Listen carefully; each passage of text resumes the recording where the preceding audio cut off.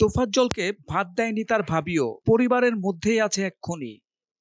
ঢাকা বিশ্ববিদ্যালয়ের ফজলুল হক মুসলিম হলে ছাত্রদের পিটুনিতে নিহত তোফাজ্জলের মামাতো বোন আসমা আক্তার তানিয়া দাবি করেছেন, তোফাজ্জলের পরিবারেই একজন খুনি রয়েছে। গত ২২ সেপ্টেম্বর রবিবার সামাজিক যোগাযোগ মাধ্যম ফেসবুকে নিজ আইডির এক স্ট্যাটাসে তিনি এই দাবি করেন। সেখানে তোফাজ্জলের ভাবি ও ভাইয়ের শাশুড়িকে দোষারোপ করা হয়েছে। ভাবিরা মায়ের মতো আদর স্নেহ দিয়ে আগলে রাখেন, কিন্তু তোফাজ্জল এতটাই হতভাগা ছিল, কোনোদিন ভাবির হাতে এক প্লেট ভাতও খেতে পারেননি। আজ সেই পাগলটা ভাতের খোঁজেই মারা গেল। তোফাজ্জলের পরিবারের শেষ আশ্রয় ছিল ওর একমাত্র ভাবি, যে কিনা ওর সঙ্গে কুকুর বিড়ালের মতো আচরণ করত। তোফাজ্জল সুস্থ হোক সে এটা কখনো চায়নি। কেন চায়নি জানেন? কারণ সে সুস্থ হলে সমস্ত সম্পত্তিতে ভাগ বসাবে। তোফাজ্জলকে যখন ফজলুল হক হলের ছাত্ররা অত্যাচার করছিল, তখন অভাগাটা নিরুপায় হয়েই ভাবিকে কল দিতে বলেছিল। হয়তো ভেবেছিল ভাবির মনটা আমার জন্য একটু হলেও কাঁদবে। ওর ভাবি ফোন পে কি করেছিল জানেন? সে মোবাইল চোরের বিচার ছাত্রদেরকেই করতে বলেছিল, এবং এটাও বলেছিল যে তাকে যেন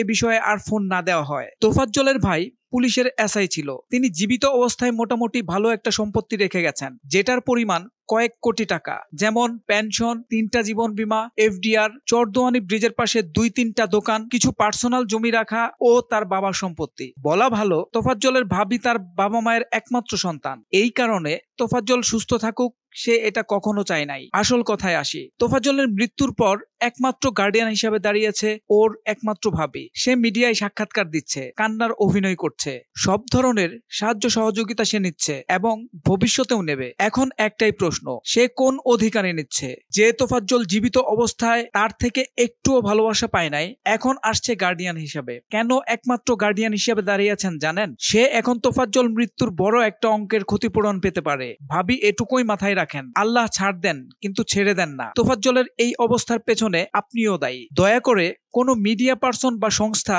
ওর ভাবিকে তোফাজ্জলের মৃত্যুর বিষয়ে কোনো কাজে লাগাবেন না। তোফাজ্জল আর ফিরে আসবে না। ওর মৃত্যুর ক্ষতিপূরণ, কোনো সাহায্য সহযোগিতা ওর ভাবি বা আমরা আত্মীয় স্বজন যারা আছি কারোর দরকার নাই। কেউ যদি কিছু করতে চান তাহলে ওর উদ্দেশ্য করে মসজিদে মিলাদ পড়িয়ে দেন, যার জন্য তোফাজ্জলের আত্মা শান্তি পাবে। বা হাজারো অসহায় তোফাজ্জল রাস্তায় ঘুরে বেড়ায় এক প্লেট ভাতের জন্য, এটা তাদের পেছনে ব্যয় করবেন। গত 18 সেপ্টেম্বর বুধবার দিবাগত রাতে ঢাকা বিশ্ববিদ্যালয় ফজলুল হক মুসলিম হলে চোর সন্দেহে আটকে রেখে শারীরিকভাবে নির্যাতন করায় তোফাজ্জল মারা যান। নিহত এই যুবক বরগুনার পাথরঘাটা উপজেলার কাঁঠালতলী ইউনিয়নের তালুকের চরদোয়ানি গ্রামের মৃত আব্দুর রহমান হাওলাদারের ছেলে। সোহেল মাহমুদ, দৈনিক নতুন সময়, ঢাকা।